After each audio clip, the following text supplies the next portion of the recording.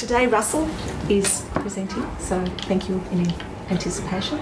Naomi is our documenter, and we're going to get started by Russell introducing us to his work. Thank you. Okay, so the work that we're doing with the Year 7s at the moment is we're doing forensic science. In particular, we're looking at learning about different techniques in order to do forensic science. So they're learning what forensic science is, then they're learning a range of different skills to use, and then at the end of the activity they're going to be solving a crime within the class. And this unit goes for about 8 to 10 weeks. So we've gone through with the kids what forensic science is, and the first skill that we learned was fingerprinting, and we now moved on to the second skill, which is chromatography. So what I did for the kids is, the first thing I did is we did a little bit of a revision in the lesson as to what chromatography might be after a little bit of discussion about it, just touching on it in bits and pieces. And then what I did for the kids is I gave them a download from the internet, which is, I gave them the sheet which is basically describes what chromatography is and the ways of doing chromatography. So, and then I said to the kids, well, you know, on the internet, you can't always believe everything you read on the internet. So this might be true, this might not be true. And then I said to them, well, the beauty of science is that we get the opportunity to test these things, and then we can prove or disprove whether or not this is correct. So I gave them that information. So if you just want to have a read of that information.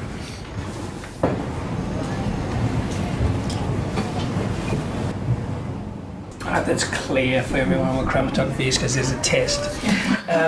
What I then said to the kids is okay, well, we've got this definition or this theory of what chromatography might be, so let's try and test out what it is. So what I then went and did is on the back of that sheet that I originally gave you, I decided to do a compass points with the kids first.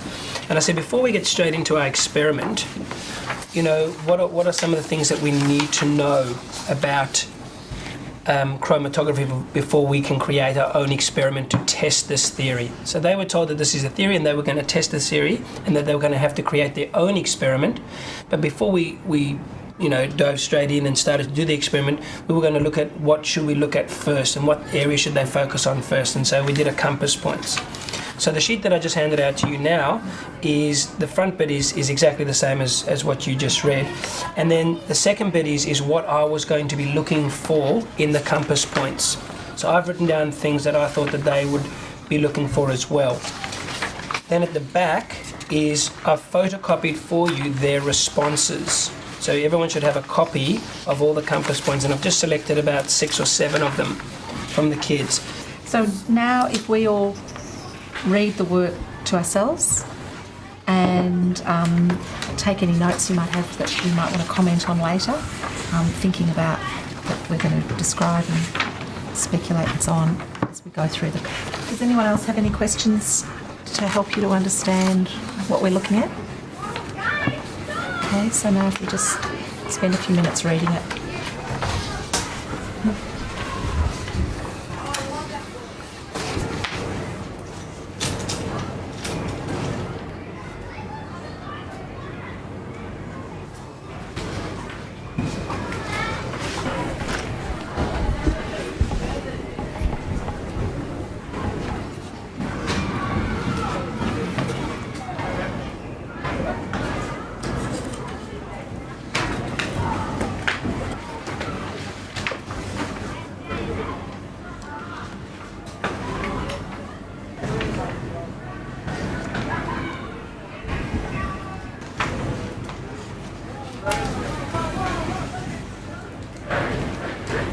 From the compass points, they actually went into a think, pair, share, where they then, as a group, were going to come up with an idea on how to do the experiment, and then that lesson was ended off with a tug of war to look at whether or not it was going to be useful as a technique or not.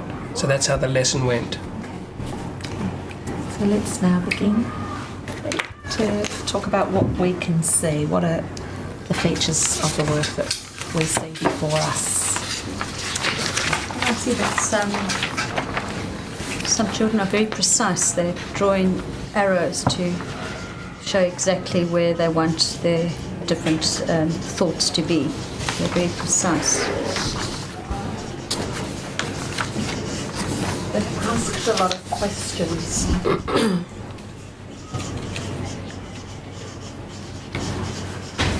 I see circles or ovals around some of the words.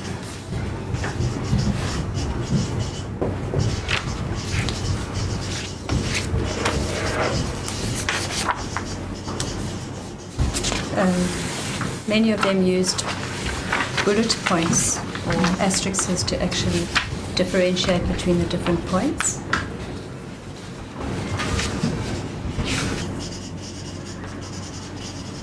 I can see the word chromatography written many times. Insolvent, they're starting to use the language, they're using the language from the definition.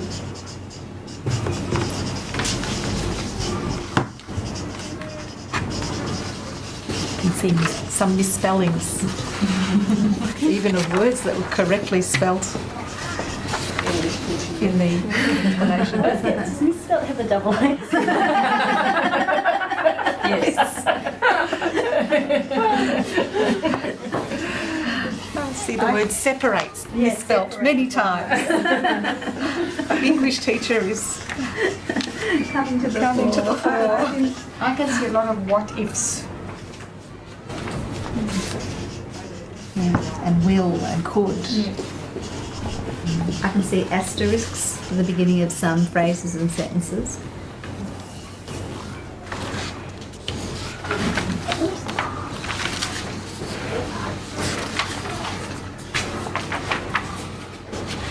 A few times there's been a reference to invisible ink.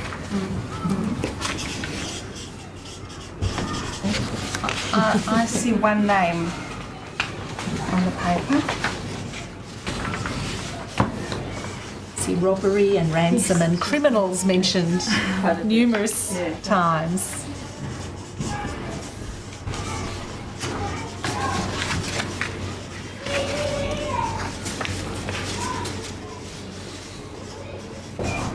One child I saw made a link to this being useful for end of term tests or end of And the one. It was, we get to do this and it will help us with our test at the end of the year. And I'm not sure if it's under So person excites. wanted to know this was expensive. Someone's notice someone thinks they're one step closer to becoming forensic scientists. Many children seem to be concerned that it could be used to frame the wrong suspects.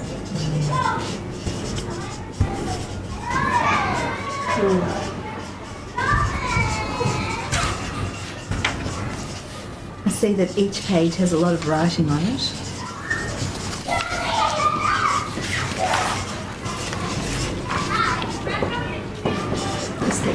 I see that each box has been commented on in all the compass points, except for one. But they're still commented on that aspect of it, it's just that they haven't written it in the right box. Yeah.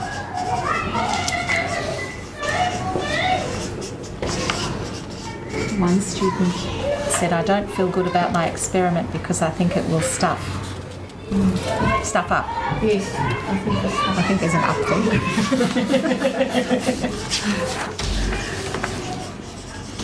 Some are writing in, I see some cursive script writing and some print.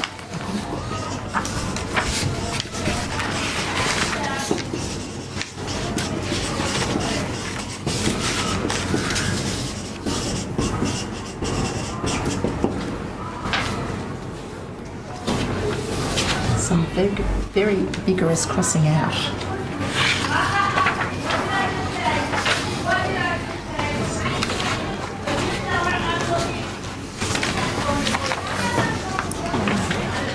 So perhaps now we can move on to speculating about our students' thinking. So where do we see thinking and what aspects of the work give us insight into thinking, into our students' thinking here.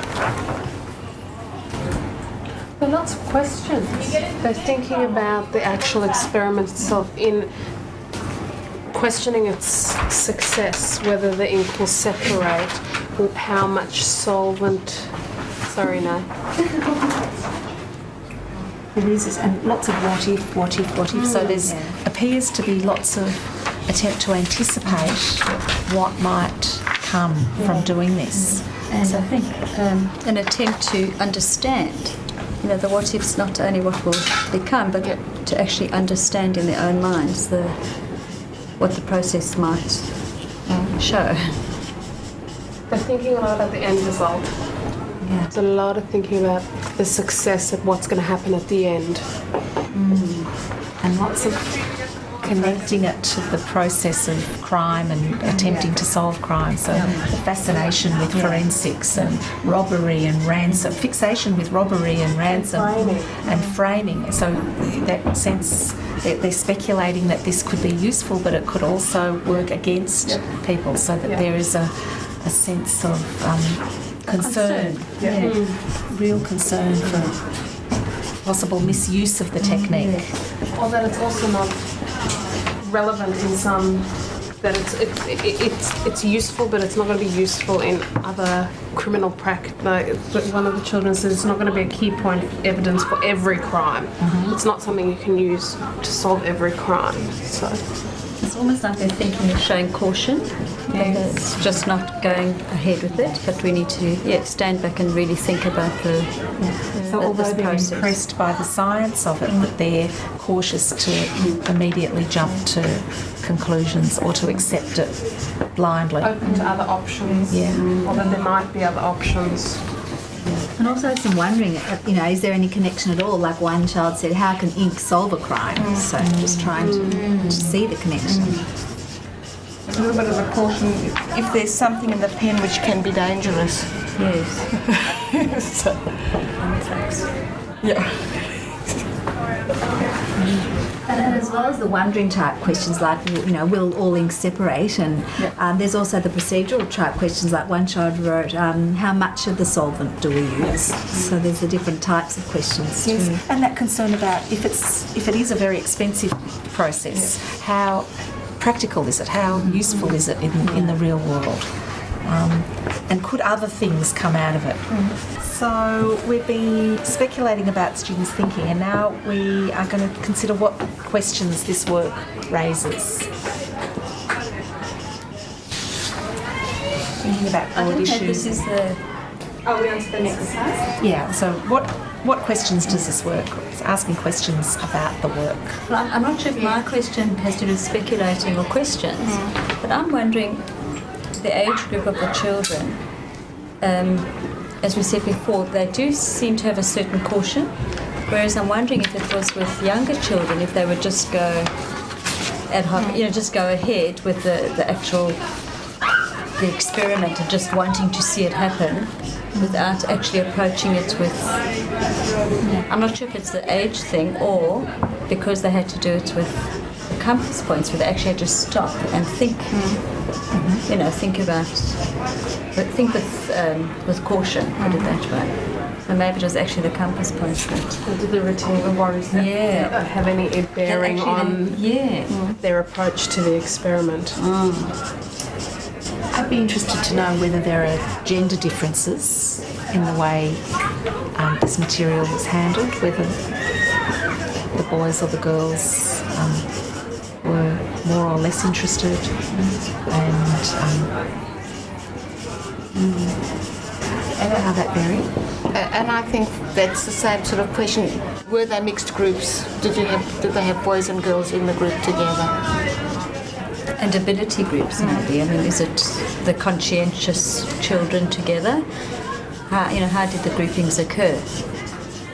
I'm interested in something you mentioned before, Corin, about the language, how the children were quickly using the solvents and chromatography. And I'm just wondering, had they been exposed to those words before? How quickly do children internalise new language, even sophisticated language? How much did it help Russell giving the explanations, on the first part?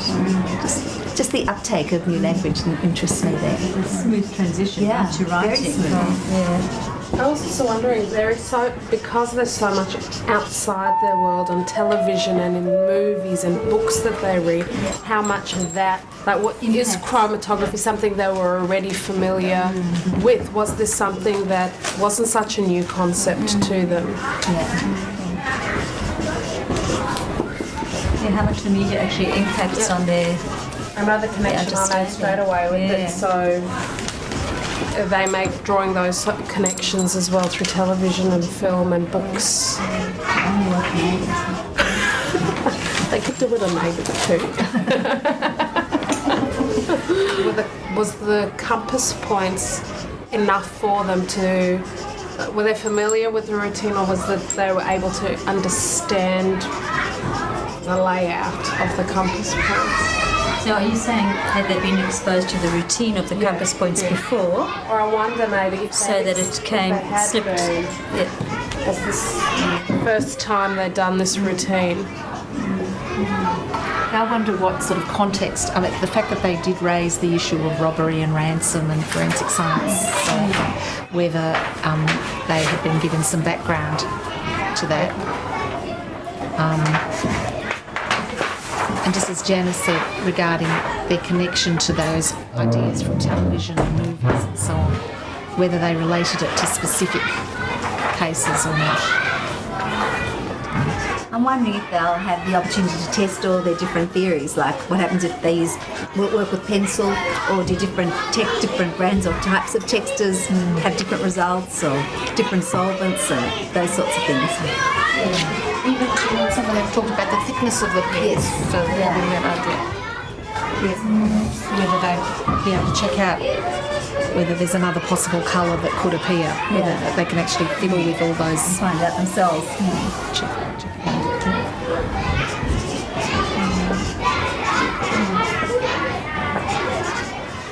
I'm actually wanting to know, you said you did a think, pair, share afterwards. If that would have changed any of their stances at all once they had listened to and chatted to other groups about it, would that have broadened their views or changed their views at all?